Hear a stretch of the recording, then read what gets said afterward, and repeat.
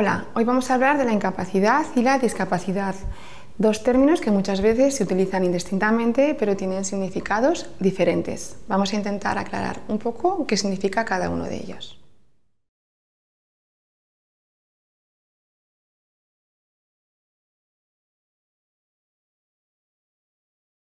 Cuando hablamos de incapacidad, la incapacidad puede ser incapacidad temporal o incapacidad permanente. Tanto la incapacidad temporal como la incapacidad permanente vienen definidas en el texto refundido de la Ley General de la Seguridad Social, que está aprobado por el Real Decreto Legislativo 8/2015.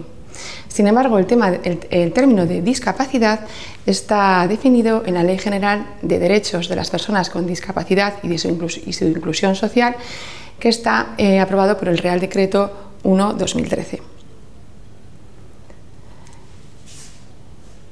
Vamos a empezar con el tema de la incapacidad. Ya hemos dicho que si queremos buscar sobre la incapacidad, la vamos a tener que buscar en el Real Decreto Legislativo 8/2015, que es el Real Decreto que aprueba el texto refundido de la Ley General de la Seguridad Social. Si nos vamos a su artículo 169, en este artículo se define la incapacidad temporal como aquellas situaciones debidas a enfermedad común o profesional y accidente, sea o no de trabajo, mientras el trabajador reciba asistencia sanitaria de la Seguridad Social y esté impedido para el trabajo con una duración máxima de 365 días, es decir, un año, que puede prorrogarse 180 días más si se considera que durante este tiempo pueda ser dado de alta por curación. Hay otras situaciones en las que se puede considerar que hay incapacidad temporal por contingencia común. Estas situaciones, desde el año pasado, es el caso de la menstruación incapacitante secundaria, también en la interrupción voluntaria o no del embarazo y también en las situaciones de gestación de la mujer trabajadora desde el primer día de la semana 39. En el caso de la interrupción del embarazo, voluntaria o no, la incapacidad temporal o baja laboral, que es lo mismo, tiene derecho la trabajadora mientras reciba asistencia sanitaria por el Servicio Público de Salud y esté impedida para el trabajo. Sin perjuicio, en estos casos es por enfermedad común, pero si la interrupción voluntaria del embarazo ha sido por un accidente de trabajo o una enfermedad profesional, esta baja será por contingencia profesional. También podemos tener un proceso de incapacidad temporal o baja laboral, que es lo mismo, por enfermedad profesional. Existe lo que se denomina los periodos de observación por enfermedad profesional. En estos periodos se prescribe la baja laboral en el trabajo y durante este proceso de incapacidad temporal se estudia la enfermedad del paciente para ver si deriva de su trabajo o no deriva de su trabajo. Y se puede prolongar otros 180 días cuando se estime oportuno para diagnosticar la enfermedad profesional. Por ejemplo, aquí hay dos fotos de enfermedad profesional, que sería el caso de una dermatitis, en el caso de abajo una dermatitis de manos, que en este caso pues, era una dermatitis por alergia al cromo, y arriba, en este caso, pues, hay muchas enfermedades, hay muchos trabajos en los que existe dermatitis profesional, pues, por ejemplo, albañiles al cromo o cualquier alergia al látex. Y arriba tenéis una imagen de las cuerdas vocales con dos nódulos. Los nódulos en cuerdas vocales que producen disfonías se consideran también enfermedad profesional y son causa de baja por enfermedad profesional en las personas que trabajan con la voz. Por ejemplo, los profesores, teleoperadores, locutores, periodistas. Vale. Ahora que hemos visto las distintas situaciones que pueden dar lugar a una baja, vamos a ver qué prestación económica se recibe cuando se está de baja. Las prestaciones económicas en las diversas situaciones constitutivas de una incapacidad temporal consisten en un subsidio equivalente a un tanto por ciento sobre la base reguladora. Cuando hablamos de la base reguladora es una equivalencia más o menos al salario que percibimos cada mes. Y va a ser diferente este subsidio, este dinero que vamos a percibir cada mes, según si la baja es por enfermedad común, por accidente o accidente no laboral, es diferente si es accidente de trabajo o enfermedad profesional, y también va a ser diferente en las situaciones especiales de incapacidad temporal para mujeres embarazadas. Aquí lo vamos a ver un poquito mejor. ¿Cuándo iniciamos la prestación? ¿Cuándo empezamos a cobrar cuando cogemos una baja por enfermedad común? Empezamos a cobrar la prestación económica a partir del cuarto día de la baja, es decir, del día 1, 2 y 3 no cobramos nada. A partir del cuarto día de la baja lo que cobramos es el 60% de la base reguladora, es decir, del sueldo que venimos más o menos cobrando cada mes, hasta el día 20 inclusive. Y a partir del día 21 se cobra el 75% de la base reguladora, ya hasta el final, hasta que acabe la situación de baja laboral. En el caso de que la baja sea por accidente de trabajo o enfermedad profesional, la prestación económica empezamos a cobrar por ese accidente de trabajo o esa enfermedad profesional desde el día siguiente al de la baja. El día que ocurre el accidente o el día que viene el paciente por la enfermedad profesional lo cubre el empresario. Y desde el principio se cobra el 75% de la base reguladora. En muchas ocasiones hay empresas que complementan este 75% hasta el 100%. Y en caso de las situaciones de incapacidad temporal o baja laboral debidas a la interrupción del embarazo, ya sea voluntario o no, o el día primero de la semana 39 de gestación, el primer día se cobra el salario normal y se empieza a cobrar la prestación por baja laboral del día 2 al 20. ¿Y qué se cobra? Cobramos el 60% de nuestro salario, de nuestra base reguladora, y a partir del día 21 ya se cobra el 75%. Ya vemos que en todos los casos se pierde un poquito de dinero estando de baja laboral respecto a estar trabajando.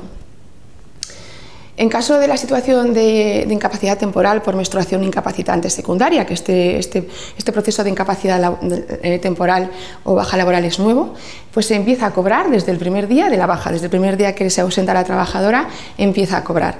Y del primer día al 20 cobra el 60% de su salario y a partir del 21 al 75, a partir del día 21 el 75% de la base reguladora. ¿Y quién nos va a pagar? ¿Quién nos va a pagar en estas situaciones que estamos de baja laboral?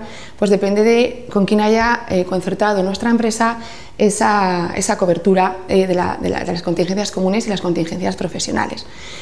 Nos puede corresponder que nos pague el Instituto Nacional de la Seguridad Social, que es el INS, o el Instituto Social de la Marina, que es el caso de los pescadores y la gente trabajadora del mar, los trabajadores del mar.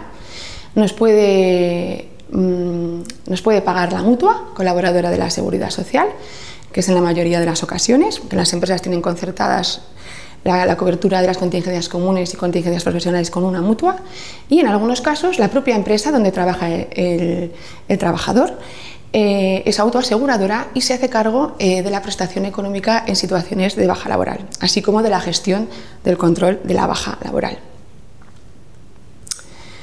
Vale, ¿qué trámites y dónde debo realizarlos? ¿Dónde se realizan? Bueno, pues desde que comenzamos la baja laboral hasta que llegamos a los 12 meses de baja laboral va a ser el médico de cabecera o el médico de la mutua o el médico de nuestro trabajo que está controlando nuestra baja laboral, donde nos van a extender el parte de baja, los partes de confirmación y el parte de alta de nuestra baja laboral.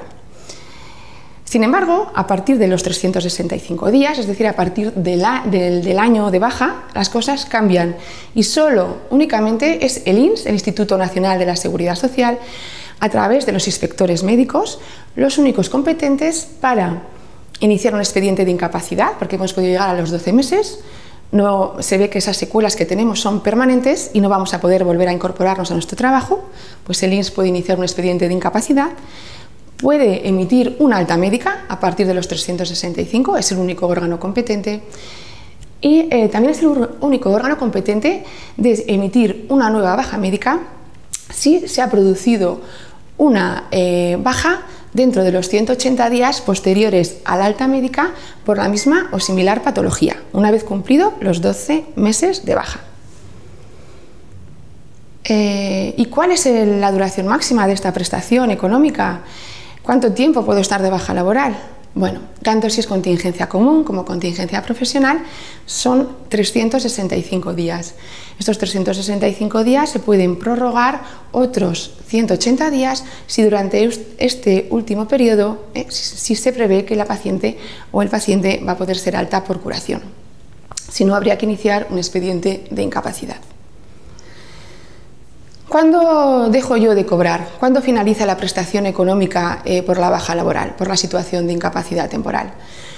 Pues finaliza la prestación económica por el transcurso del plazo máximo establecido, que hemos dicho que eran 1 año y medio, 12 meses más 6 meses, 1 año y medio. Finaliza la prestación en cuanto me dé el alta médica al médico, yo ya no recibo la prestación por la baja laboral.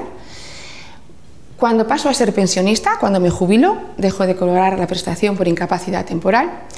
También me pueden cortar la prestación de la baja laboral y no recibir económicamente la cantidad económica todos los meses si yo no voy a las consultas que me establece mi médico. Por incomparecencias injustificadas a las consultas médicas pueden cortarte la prestación por incapacidad temporal. Y en el caso de la baja iniciada el primer día de la semana 39 de la gestación, finalizará la prestación de incapacidad temporal en el momento que demos a luz. Bueno, hasta aquí lo que es la incapacidad temporal. Estamos todavía en el concepto de incapacidad, no hemos pasado al concepto de discapacidad. La incapacidad permanente ya reconoce que hay unas secuelas definitivas y que en principio no vas a poder realizar un trabajo. ¿Dónde podemos encontrar esta definición? Pues en el artículo 193 del texto refundido de la Ley General de la Seguridad Social, que ya hemos dicho que estaba aprobado por el Real Decreto Legislativo 8/2015. Os pongo estas cosas porque así podéis buscarlas fácilmente vosotros pues en Google. Entonces, si veis el artículo 193, vemos que está definida la incapacidad permanente contributiva, es decir, tú has estado trabajando, has estado contribuyendo a la seguridad social, y es la situación del trabajador que después de haber estado sometido al tratamiento prescrito, presenta unas reducciones anatómicas o funcionales graves, susceptibles de determinación objetiva y previsiblemente definitiva, que disminuyen o anulen su capacidad laboral. Os he puesto una radiografía en la que se ve una artrodesis lumbar. Ese paciente tenía una patología lumbar, discal, y le han puesto unas barras, que es lo que se dice artrodesis, porque fusionan tres segmentos a nivel lumbar. Pues esto, por ejemplo, sería una incapacidad permanente, pues quizás en un albañil, en un conductor de autobús o en cualquier persona que tuviese una exigencia importante de la columna lumbar a la hora de realizar su trabajo. ¿Quién se va a beneficiar de una incapacidad permanente? Pues las personas incluidas en cualquier régimen de la seguridad social, es decir, los trabajadores por cuenta ajena, los trabajadores por cuenta propia, los trabajadores del régimen especial agrario, que reúnan, etc., que reúnan los requisitos exigidos para cada grado de incapacidad, que vamos a ver ahora los grados de incapacidad que nos pueden ser reconocidos dependiendo de las secuelas que tenemos. ¿Cómo podemos iniciar una incapacidad permanente? Pues la incapacidad permanente la puede iniciar de oficio el Instituto Nacional de la Seguridad Social, lo puede iniciar a solicitud de la Inspección de Trabajo, y también se puede iniciar pues, a solicitud del médico de familia o la Inspección del Servicio Público de Salud. Por otra parte, esto es cuando se inicia de oficio. Por otra parte, puede iniciarla la mutua, si está tratando a un paciente con una enfermedad, con una incapacidad temporal que ve que no se va a curar, que lleva mucho tiempo de baja y que no va a recuperarse, se puede iniciar un expediente de incapacidad, y también el propio trabajador, el otro trabajador enfermo, también puede iniciar un expediente de solicitud de una incapacidad. ¿A dónde llega esta solicitud? Pues esta solicitud llega al INS. Llega al INS y hay un médico, te valora, y el equipo de valoración de incapacidades, que se llama EVI, va a formular un dictamen propuesta, teniendo en cuenta la información que le aporta el médico inspector del INS, y van a ser los directores provinciales, las direcciones provinciales del INS, o el Instituto Social de la Marina en su caso, los que van a dictaminar una resolución expresa donde declaran si el paciente está incapacitado o no, el grado de incapacidad, la cuantía de la prestación y el plazo en el que se puede revisar esa incapacidad por agravación o por mejoría, porque las incapacidades se pueden revisar tanto porque el paciente haya empeorado y necesite un grado más de incapacidad, o porque el paciente haya mejorado y necesite reincorporarse al mercado laboral. ¿Cuándo se extingue el derecho a la pensión de una incapacidad permanente? Cuando tengo una incapacidad permanente, ¿cuándo se extingue el derecho a que yo reciba esa incapacidad permanente? Pues, como hemos dicho, por revisión de la incapacidad, Es decir, que esté mucho mejor, que el INS de oficio inste una revisión de la incapacidad o la mutua y esté mucho mejor de cuando me dieron la incapacidad y me la pueden quitar, por llegar a los años de jubilación y te dan la pensión de jubilación, o porque fallece el trabajador, pues ya se deja de cobrar esa pensión de incapacidad. Vamos a hablar ahora brevemente de los grados de incapacidad que tenemos. Primero quiero nombrar, que no he puesto aquí ninguna diapositiva, que en el caso de accidente de trabajo o contingencias profesionales hay una situación que son las lesiones permanentes no invalidantes, que son unas secuelas que quedan en el trabajador después de haber terminado el tratamiento, que puede ser, por ejemplo, pues una pérdida de agudeza visual, una pérdida de audición, por ejemplo, la hipoacusia por ruido en trabajadores, la pérdida de un riñón, la pérdida de un trozo de dedo, la pérdida de movilidad de un codo, de una rodilla.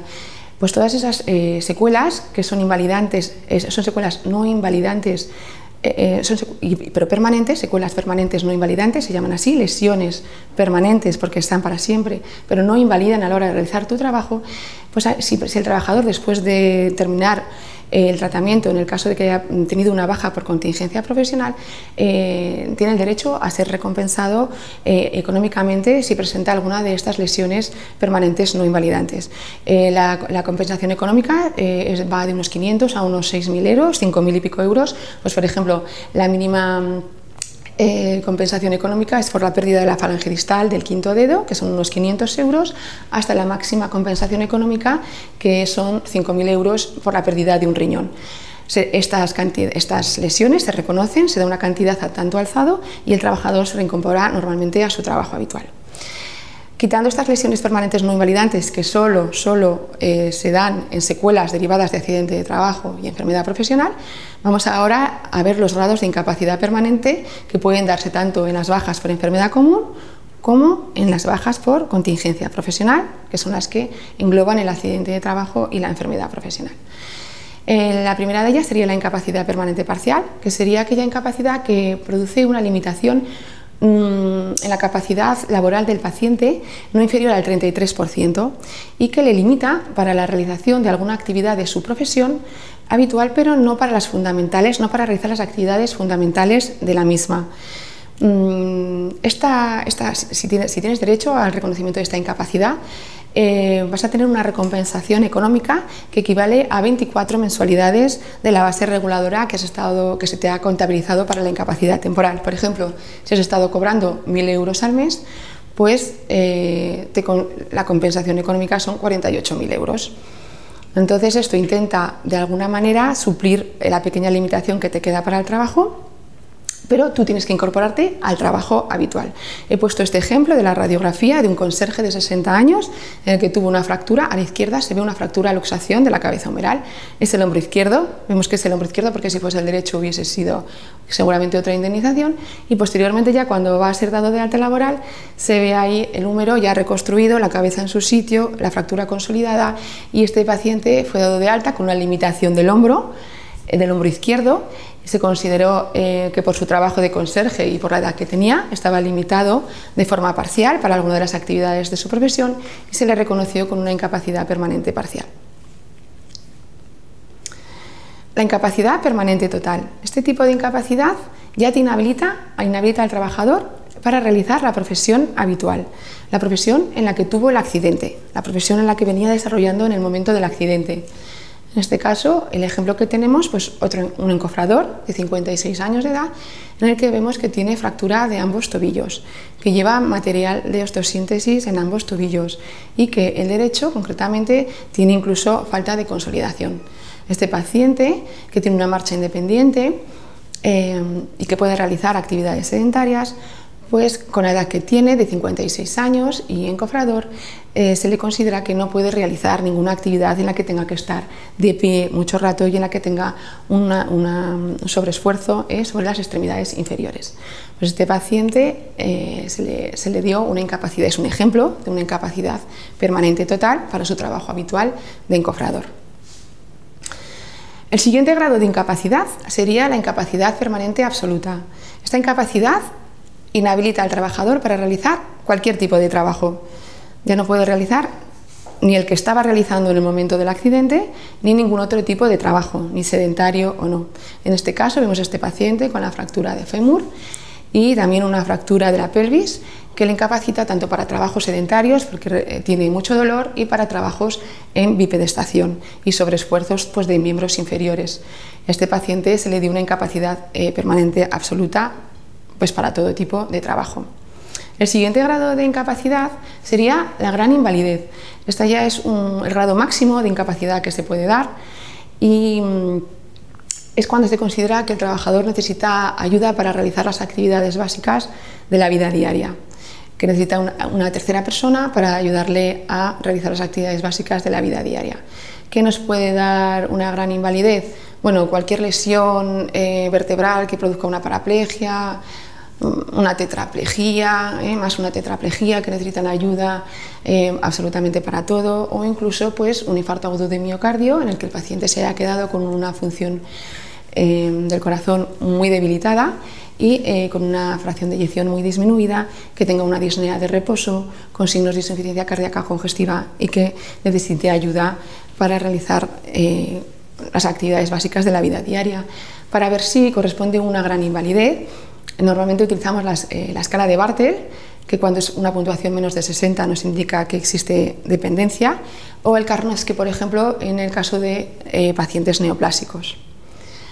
En el índice de Bartel, por ejemplo, pues para que veáis un ejemplo que nos analiza las actividades básicas de la vida diaria, pues qué es lo que nos valora esta escala, pues la deambulación, si es dependiente o independiente, los traslados, cama, sillón, en caso de parapléjicos, el uso de escaleras, si el paciente puede no ir al retrete solo, si puede hacer deposición solo o necesita ayuda o lleva pañal, la micción, si puede comer o no puede comer solo, si puede vestirse o no puede vestirse solo, el aseo diario y la ducha.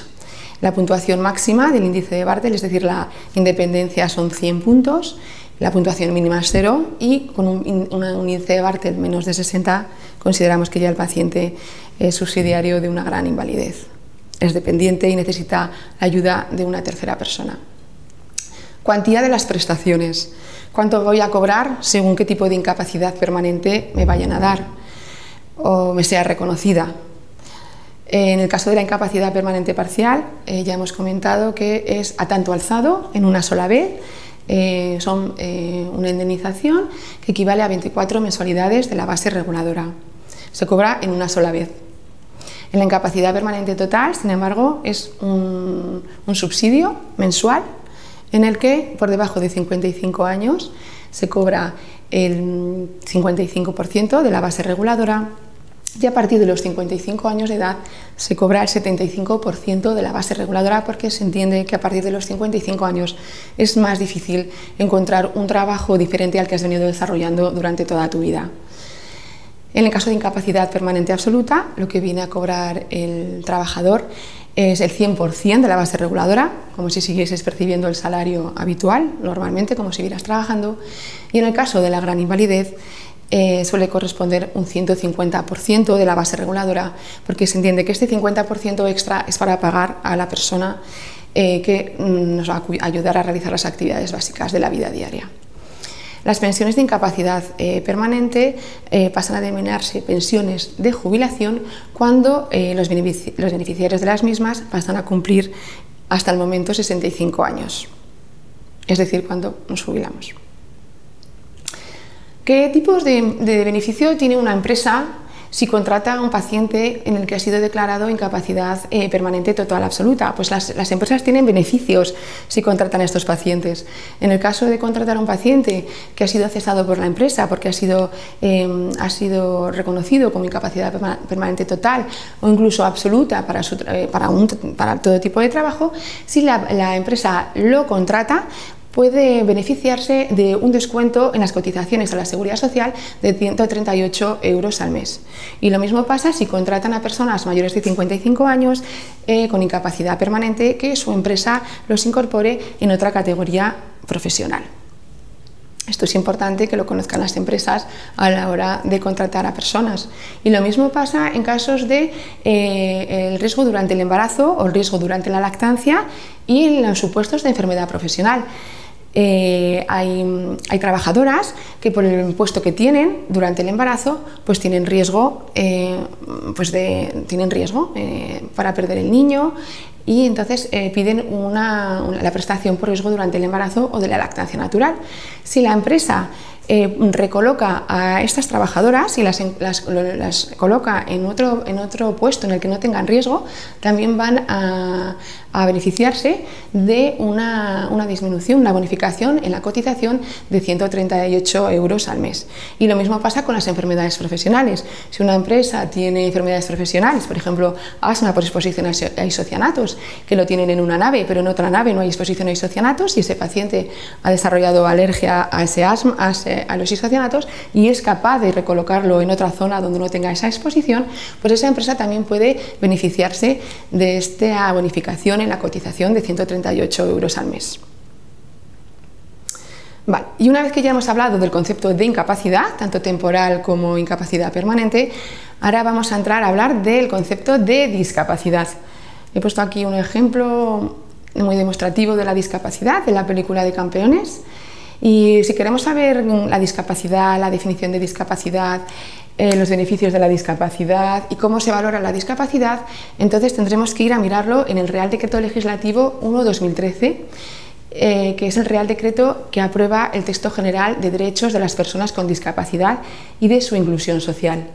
Y si queremos ver cómo valorar esa discapacidad, entonces tendremos que ir al Real Decreto 888/2022, por el que se establece el procedimiento para el reconocimiento, declaración y calificación del grado de discapacidad.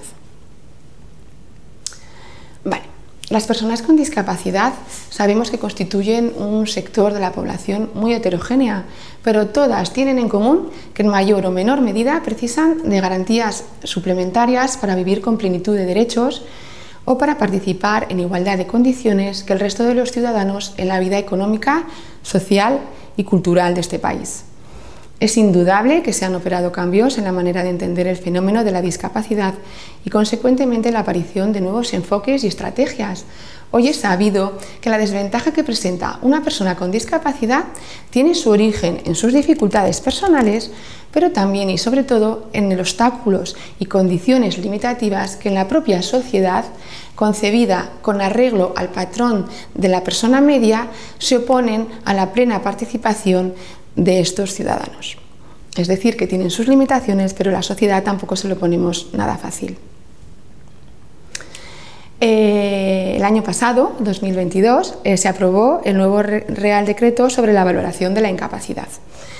Este nuevo Real Decreto, el nuevo baremo, pues sobre todo, tiene una base científica, tiene una accesibilidad universal, permite realizar trámites de urgencia en casos humanitarios, como por ejemplo violencia de género o cuando la esperanza de vida es muy corta, proporciona una información muy fiable de la situación del paciente. Han participado personas civiles a la elaboración del nuevo baremo y protege también a las mujeres, a los niños y a las niñas. Vale, ¿qué es la discapacidad? Bueno, pues viene definido en el artículo 4 de este texto refundido que hemos comentado, y considera que son personas con discapacidad aquellas que presentan deficiencias físicas, mentales, intelectuales o sensoriales previsiblemente permanentes que al interactuar con diversas barreras pueden impedir su participación plena y efectiva en la sociedad, en igualdad de condiciones que el resto de las personas. También tiene en consideración de personas con discapacidad aquellas a las que se le haya reconocido un grado de discapacidad igual al superior al 33%. Este es el límite en el que, a partir del cual la persona va a tener beneficios por discapacidad. Se considera también que presentan discapacidad en grado igual o superior al 33% los pensionistas de la Seguridad Social en los que se les haya reconocido una incapacidad permanente, total, absoluta o gran invalidez. Estas personas que tienen una incapacidad permanente directamente ya tienen un 33% de discapacidad.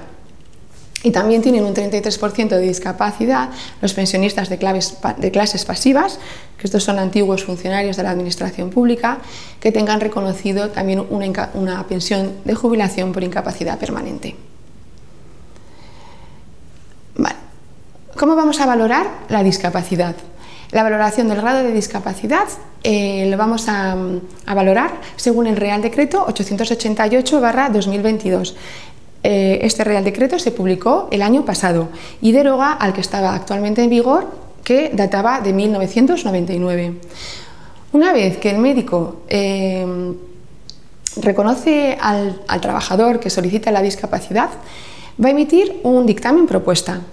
Este dictamen propuesta, que lo emite un equipo multiprofesional, se va a encontrar aquí en Aragón, concretamente en el Instituto Aragonés de Servicios Sociales.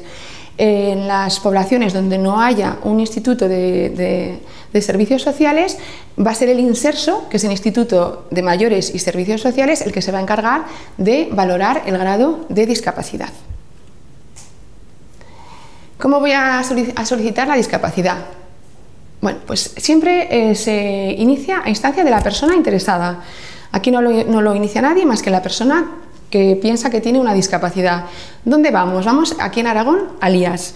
Se presenta la solicitud y ya empieza todo el proceso de valoración de la minusvalía.